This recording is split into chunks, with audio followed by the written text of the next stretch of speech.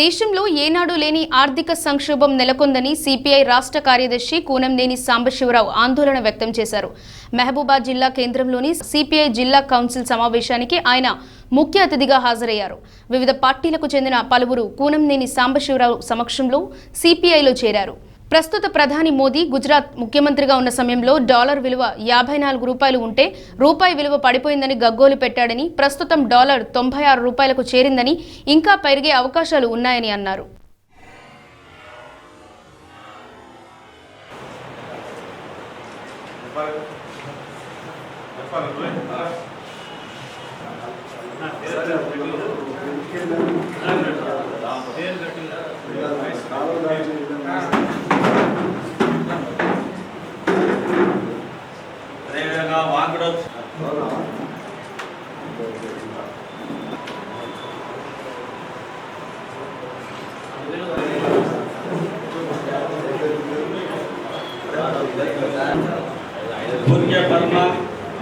మండల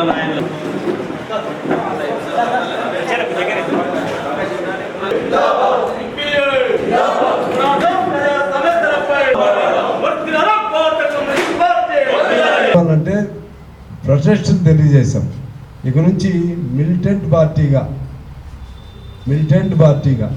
ప్రొటెస్టులు ఎందుకు తెలియజేసామంటే ఒక అవకాశం ఇద్దాం ప్రభుత్వాలకి, ఇక్కడ ప్రభుత్వానికి కానీ ఇక అయిపోయింది, 2.5 ఏళ్ళు అయిపోయింది వెళ్ళదు కూడా, ఇక పోరాడే పార్టీగా తీర్చిదిద్దాం. అందుకని రేపు 10వ తారీఖున పెద్ద ఎత్తున వేలాది మందితో ధర్నాలు, దిగ్బంధనాలు జరుగుతాయి. దాని తర్వాత ఆగస్టు 6 నుంచి 14 వరకు పెద్ద ఎత్తున పాదయాత్రలు కొన్ని బలమైన నియోజకవర్గాలు 49 వచ్చింది. 49 నియోజకవర్గాల్లో పాదయాత్రలు, మిగిలిన చోట్ల అది అయిపోయిన తర్వాత మిగిలిన ప్రాంతాల్లో కూడా పాదయాత్రలు చేయాలని చెప్పి నిర్ణయించాం. వీటిపైనే ఇక్కడ కూడా మహబూబాబాదు ఒక నియోజకవర్గం ఇక్కడ కూడా ఎంపిక చేశాం. ఆ విధంగా అది ఆగస్టు 14 వరకు. తర్వాత సెప్టెంబర్ 26న ఢిల్లీకి రైళ్లతో మొత్తం దేశవ్యాప్తంగా లక్షలాది మందితో ఢిల్లీ పురవేదుల్లో, ఇది కమ్యూనిస్ట్ పార్టీ ప్రోగ్రాం. ఇక రాష్ట్రానికి సంబంధించి కూడా రాష్ట్రంలో ఇవాళ రైతాంగం ఇబ్బంది పడుతున్నారు. వాస్తవంగా ప్రభుత్వంగా వాళ్ళు ఏదో చేయాలని ప్రయత్నం చేస్తున్నారు, కానీ ఎక్కడో ఫెయిల్ అయ్యారు. ఈ సందర్భంగా కమ్యూనిస్ట్ పార్టీని మరలా పోరాడే వెనకటి తరా పార్టీగా చేయాలని మేము ఆలోచన చేస్తున్నాం. అందుకే ఇవాళ అందరూ కమ్యూనిస్ట్ పార్టీని గుర్తిస్తున్నారు. మొన్న కూడా దేవుజీ మావోయిస్టులు అందరూ కూడా సిపిఐ ఆఫీస్కి రావడం జరిగింది.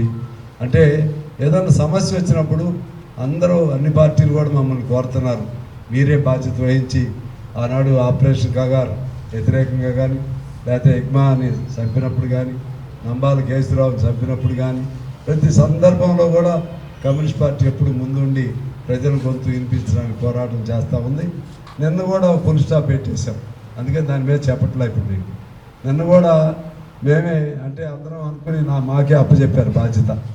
ఇది మన పవన్ కళ్యాణ్ వ్యాఖ్యలు, అదేవిధంగా మన నాగేష్ గారిని ఒక లక్ష్యంగా చేసుకుని టార్గెట్ చేసుకుని చేస్తున్న ఈ దుందుడుకు ప్రచారాలు, ఆ పేరుతో తెలంగాణలో జొరపడాలని ప్లాన్ చేయటం, ఇవన్నీ కూడా దానికి లోతుగా ఎందుకు చెప్పట్లేదంటే దాన్ని కావాలని వాళ్ళు రెచ్చగొడుతున్నారు.